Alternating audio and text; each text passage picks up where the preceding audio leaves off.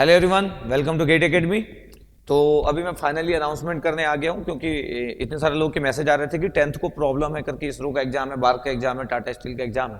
तो मेरे को लगा कि 10th वाला थोड़ा सा प्रॉब्लम हो रहा है लोगों को, नहीं तो अदरवाइज तो क्या एग्जीक्यूट करने का प्लान कर लिए थे।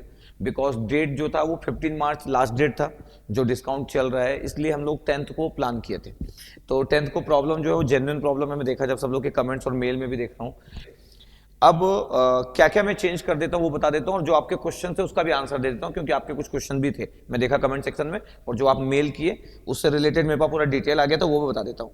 तो अब क्या हो रहा है कि अब एग्जाम जो होगा इस संडे की जगह नेक्स्ट संडे करेंगे। तो अब क्या कर रहे हैं कि 17 जो मार्च होगा, 17 मार्च 17 मार्च को जो नेक्स्ट संडे आएगा 10th के बाद वाला, उस दिन एग्जाम रख रहे 17 मार्च, दैट मीन संडे। ये इवनिंग में स्लॉट होगा, इवनिंग में स्लॉट होगा, मतलब 6 to 7 और 7 to 8 ऐसा करके स्लॉट होगा। क्योंकि एप्लीकेशंस में ज्यादा लोग हो रहे हैं तो हो सकता है कि एक ही टाइम स्लॉट्स में इतने सारे लोग कवर ना हो। लगभग 1000 के आसपास तो एक टाइम स्लॉट में कवर हो गए, लेकिन अगर 1000 मतलब मान लो मैक्सिमम 1500 तक एक टाइम स्लॉट में कवर हो सकते हैं, तो 2 स्लॉट या 3 स्लॉट भी हो सकते हैं। तो ठीक है, तो इवनिंग में जो स्लॉट होगा आपको मैसेज जाएगा, आपको आपको मेल जाएगा, तो आपको पता चल जाएगा, आपको एक पूरा का पूरा आपको एक नंबर अलॉट किया जाएगा।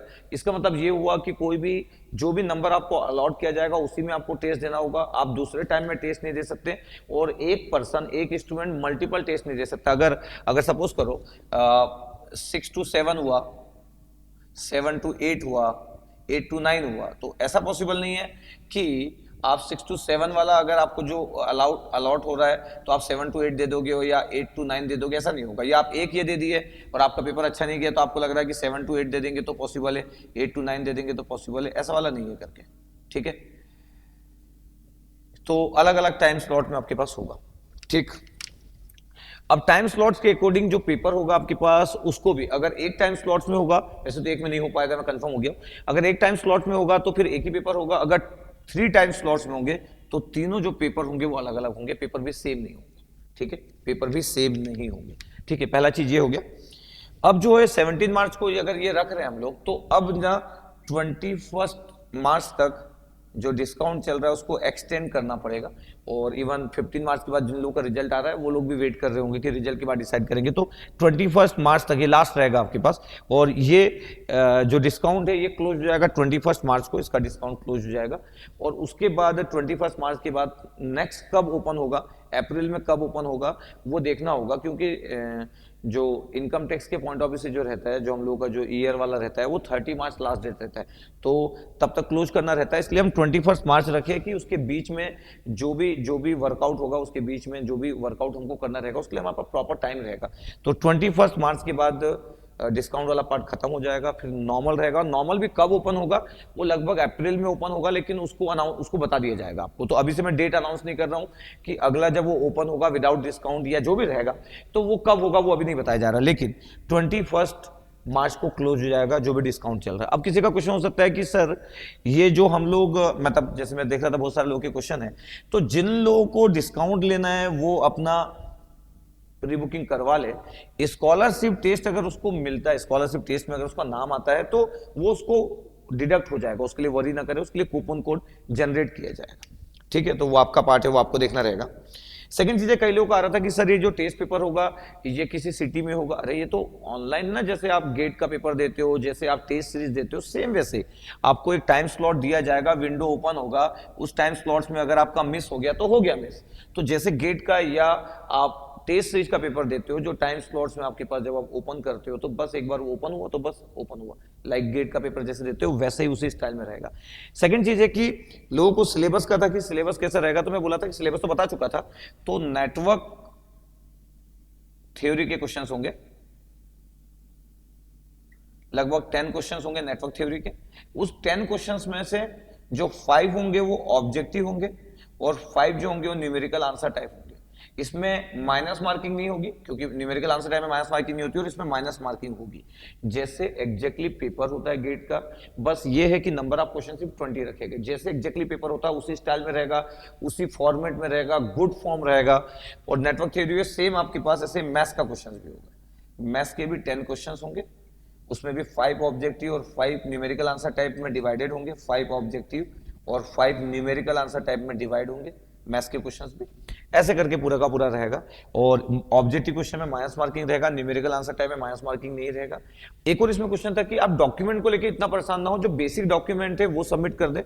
इतने सालों के तो डॉक्यूमेंट जमा हो चुके, तो बेसिक डॉक्यूमेंट जमा कर दे, लेकिन जब हम रिजल्ट डिक्लेयर करेंगे तो फिर से डॉक्यूमेंट वेरिफिकेशन होगा रिजल्ट डिक्लेयर करने से पहले भी, तो उस समय आपसे डॉक्यूमेंट मांगा जाएगा और भी सपोर्टिव डॉक्यूमेंट की जरूरत होगी, क्योंकि जब हम प्रोवाइड करेंगे तो प्रॉपर वेरिफिकेशन के साथ करेंगे, जो भी प्रॉपर वेरिफिकेशन होता है उसके साथ करेंगे। इसका मतलब है कि मैं क्लियर कर रहा हूं कि जेन्युइननेस जो है वो बनी रहे, मतलब बहुत अच्छे फॉर्म में, इतनी बड़ी टीम है हमारी तो वो बहुत प्रॉपर इस चीज का केयर करेगी। तो अभी आप एक बेसिक डॉक्यूमेंट जमा कर सकते हैं, जैसे कुछ लोगों का था कि सर इनकम से रिलेटेड, तो जो भी आपका होता होगा, कुछ कार्ड होता होगा, बीपीएल कार्ड या इनकम से रिलेटेड होता होगा, जो भी, अभी एक बेसिक डॉक्यूमेंट जमा कर दे, लेकिन तब तक आप डॉक्यूमेंट रख लेना, क्योंकि वेरिफिकेशन प्रॉपर होगा, नहीं तो उस कैटेगरी में आपको नहीं रखा जाएगा। तो ये एकदम क्लियर है, क्योंकि मेरी टीम पूरा प्रॉपर केयर करेगी, क्योंकि वो वाला पार्ट मैं नहीं देखूंगा, क्योंकि मैं अगर इन्वॉल्व रहता हूं तो बहुत सारी चीज कंसिडर कर लेता हूं, लेकिन हमारी जो प्रॉपर टीम होगी वो प्रॉपर उसी वे में केयर करेगी, प्रॉपर डॉक्यूमेंटेशन के साथ, क्योंकि पूरी इंडिया की बात है। ठीक है। सेकंड था कि आपके पास जो आर्मी में जो लोग रहते हैं वो लोग सिक्योरिटी रीजन के कारण कई बार वो लोग अपना डॉक्यूमेंट वैसा नहीं देते, तो उनको एक डिपेंडेंट कुछ कार्ड मिलता है, तो वो डिपेंडेंट कार्ड बिल्कुल आप अपलोड कर दीजिए, वो कंसिडर किया जाएगा। मेरे को नहीं आइडिया था कि आर्मी से भी इतने सारे लोग जो होंगे उनके बच्चे लोग गेट का एग्जाम दे रहे होंगे, तो बट फिर भी मेरे को एप्लीकेशन में लोग आना चालू हो गए, तो ठीक है, गुड। मतलब इसका मतलब ये है कि मैं जो प्लान किया वो गुड प्लान था, मतलब मैं जो कैटेगराइज किया मेरे को लगा कि वो गुड प्लान था। पहले मैं सोचा नहीं था कि इतना गुड हो सकता, लेकिन अभी समझ आया कि मेरे को गुड प्लान हुआ वो।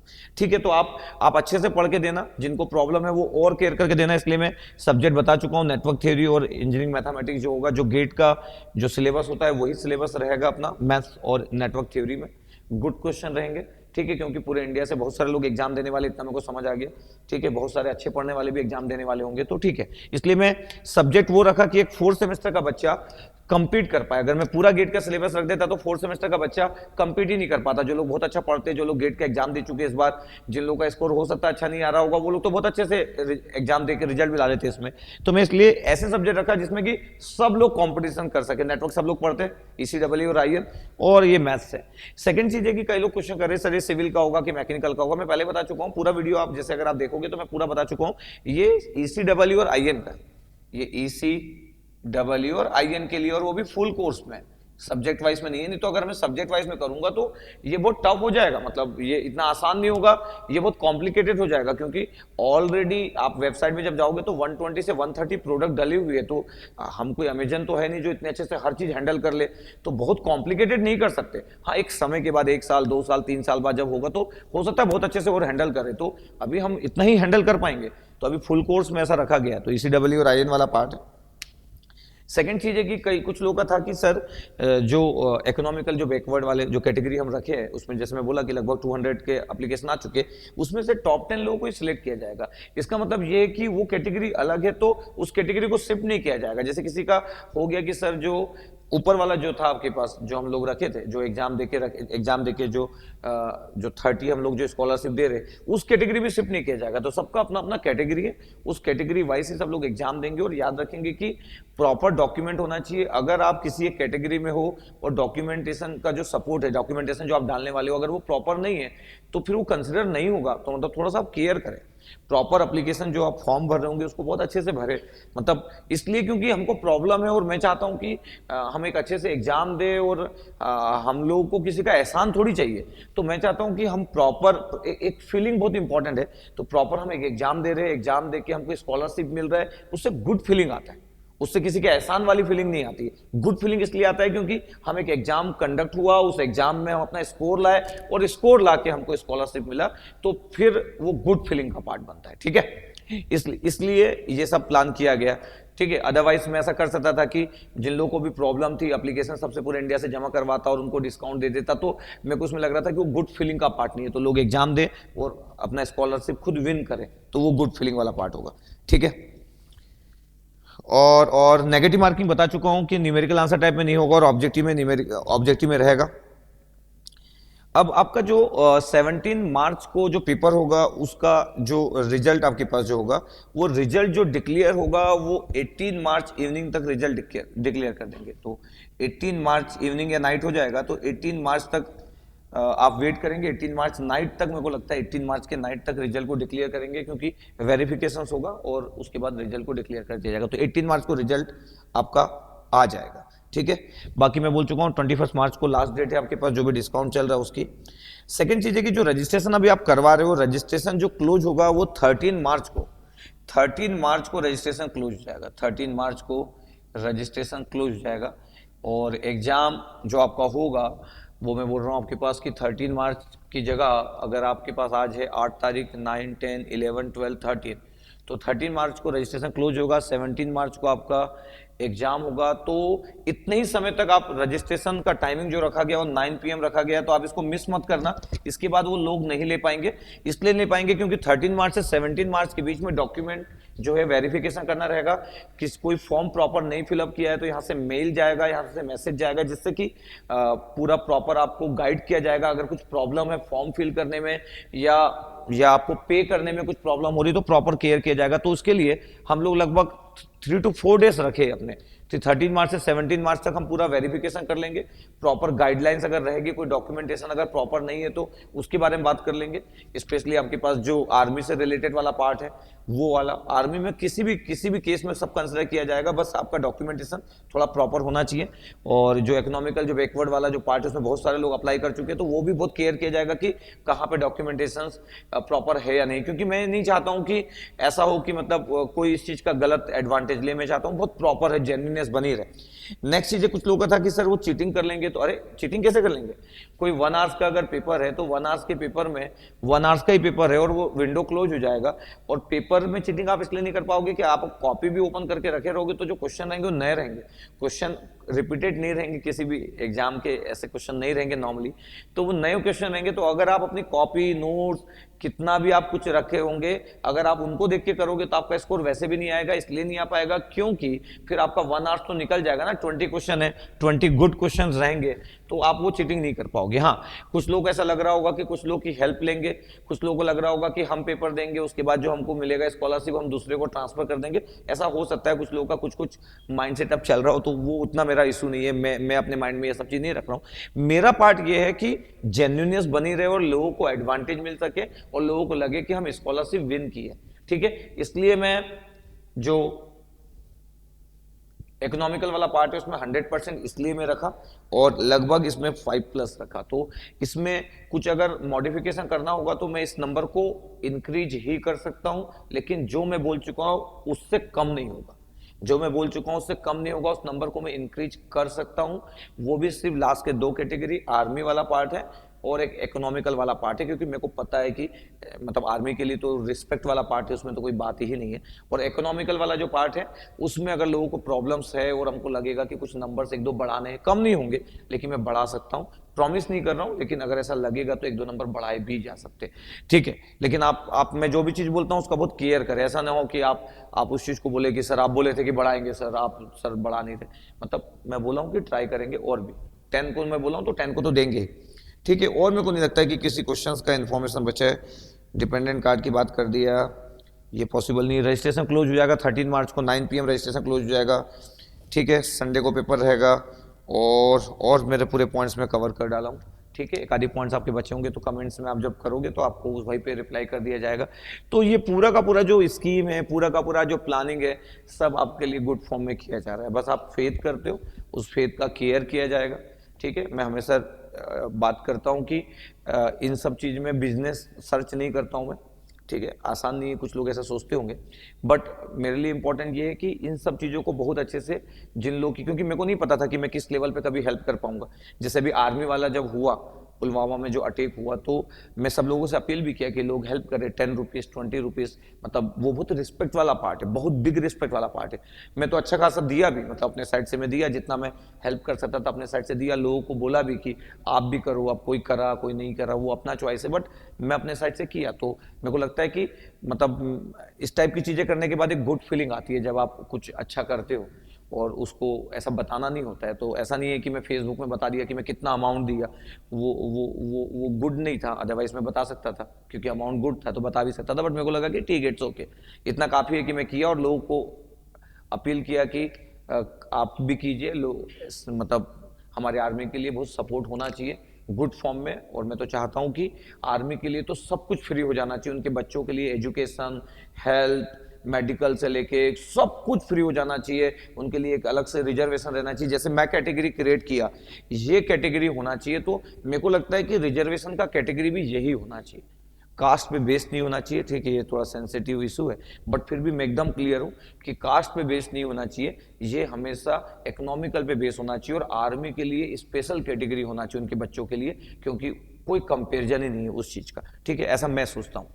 ठीक है, बाकी जितने लोग अच्छा पढ़ते हैं वो लोग अपना स्कॉलरशिप टेस्ट बहुत अच्छे से दे, अपना टेस्ट पेपर अच्छे से पढ़ के दे और बेहतरीन टाइप से अपना स्कोर करें। कुछ लोगों का रिजल्ट आने वाला है, 15 तक आ जाएगा, वैसे 16 मार्च का डेट है, 15 तक रिजल्ट भी आ जाएगा कुछ लोगों का जो गेट का एग्जाम दिए होंगे। ठीक है, तो ओवरऑल का जो प्लानिंग का जो पार्ट है वो ट्राई किया जा रहा है कि आपके लिए गुड हो, गुड कनेक्शन हो। ठीक है, तो बस मेरे को अपनी इन्फॉर्मेशन आपको बताना था, तो ये इन्फॉर्मेशन मैं आपको बता दिया। इस इन्फॉर्मेशन के साथ अगर कुछ डाउट रहेगा तो और भी हमारी टीम जो होगी, सपोर्टिव जो टीम होगी, वो आपका क्लियर करेगी। ठीक है, तो आप बस बिल्कुल, आपको अगर करना है तो आप 21 मार्च के बाद मैं नहीं कर पाऊंगा, ये अकाउंट सेक्शन के अकॉर्डिंग बात कर रहा हूं, क्योंकि अकाउंट से जो सीए का जो कॉल आया कि 21 मार्च के बाद आप नहीं कर सकते, क्योंकि फिर उसको हैंडल करना है, इतने सारे जो लोग लिए उसको प्रॉपर केयर करके पूरा एक लिस्ट बनाना है, जमा करना है गवर्नमेंट के बाद, क्योंकि जीएसटी, एडवांस जीएसटी हम लोग भर चुके हैं, तो ये पूरा अकाउंट सेक्शन के अकॉर्डिंग होता है, क्योंकि 30 मार्च जो होता है वो क्लोजिंग डेट होता है, ईयर का क्लोजिंग डेट होता है, अगर आपको थोड़ा सा भी आइडिया हो इनकम टैक्स से रिलेटेड। फिर कब ओपन होगा वो मैं डेट अनाउंस नहीं कर पा रहा हूं, किस वे में ओपन होगा वो अनाउंस नहीं कर पा रहा हूं। फिर हम लोगों का पीडी वाला भी, शिफ्टिंग वाला भी पार्ट रहेगा कि आपको डिलीवर भी करना है, तो मैं वो भी बताऊंगा कि किस टाइप का बॉक्स रहने वाला है, वो सब आ चुका है, और क्या क्या उस बॉक्स में रहने वाला है वो मैं आपको दिखाऊंगा। वैसे तो आपको आइडिया है, बट फिर भी वो डिलीवरी के पहले मैं एक आधी वीडियो बना दूंगा, तो जस्ट आपको अच्छा फील होगा। तो ठीक है, ये पूरी इन्फॉर्मेशन मैं प्रोवाइड किया, गुड। आप बिल्कुल ऐसे कनेक्टेड रहिए, जैसे जैसे मेरे को लगते रहेगा मैं और भी आगे प्लान करूंगा। मैं इसलिए बोलता हूं कि मैं अच्छे खासे फॉर्म में स्टेब्लिश हूँ, मेरी पूरी टीम है, 100 लोगों की टीम है, मैं सबके लिए बहुत अच्छा कर पा रहा हूँ, लेकिन पूरे इंडिया का इस वे में सपोर्ट रहेगा तो मैं और भी अच्छा कर पाऊंगा। अगर पूरे स्टूडेंट कम्युनिटी का, अगर गेट अकेडमी को इतना बिग सपोर्ट होगा तो आप यकीन नहीं करेंगे मैं और भी क्या क्या प्लान करूंगा। मैं तो हमेशा चाहता हूं कि बहुत अच्छा स्टेटस हो, एक इंजीनियर लोगों का स्टेटस अच्छा हो, मतलब और भी बिग फॉर्म में उनका कैरियर बहुत अच्छे फॉर्म में जाए, और भी गवर्नमेंट को सोचना चाहिए उस डायरेक्शन में कि कैसे एक इंजीनियर्स के लिए क्या क्या हम जॉब के लिए क्या क्या कर सके, क्योंकि अभी थोड़ा सा क्राइसिस है जॉब वाला पार्ट है। तो मैं अपने से बेस्ट ट्राई करते रहूंगा, जो भी हो सकता है उतना ट्राई करते रहूंगा। बस स्टूडेंट लोग पूरे कनेक्टेड रहे, मैं गुड फॉर्म में रहूं, मैं स्टेबल रहूं, एकदम स्टेबल रहूं, क्योंकि मैं पहले ही बता चुका हूं कि मेरा ड्रीम बहुत अमीर व्यक्ति बनना नहीं है, मेरे पास ठीक ठाक है जिससे कि मैं सेटिस्फाइड रहता हूं। तो मेरा ड्रीम बहुत बड़ा व्यक्ति बनना नहीं है, हाँ, बट मेरे को फेम पसंद है, मेरे को एप्रिसिएशन पसंद है, मेरे को अपना टीचिंग को इंप्रूव करते जाना है डे बाय डे, वो मेरे लिए सब इंपॉर्टेंट पार्ट है, और मैं उसमें कंप्रोमाइज नहीं करना चाहता हूं। बाकी में से जितनी हेल्प हो पाएगी उतनी मैं हेल्प करूंगा, जितना हो सकता है उतना मैं करूंगा। ठीक है, तो डे बाय डे और भी मैं आते रहूंगा, और भी मैं कुछ अनाउंसमेंट करते रहूंगा। आने वाले समय में पूरे इंडिया की अपन जितनी हेल्प कर सकेंगे उतनी हेल्प कर सकेंगे, इस नंबर को और बढ़ाएंगे और हेल्प वाला पार्ट बढ़ाएंगे, देखेंगे क्या क्या कर सकते हैं करके। ठीक है, बस आप ऐसे बने रहिए, और अपनी YouTube जो फैमिली है उसको हम ऐसे ही मेंटेन रखेंगे। ठीक है, एक ऐसी हिस्ट्री क्रिएट करेंगे कि लोग सोचे नहीं होंगे कि इस बिग फॉर्म में भी कोई किसी के लिए कर सकता है, ऐसा कोई सोचा नहीं होगा। आने वाले समय में अपन ऐसी चीजों का प्लान और भी करते रहेंगे। ठीक है, ओके, थैंक यू।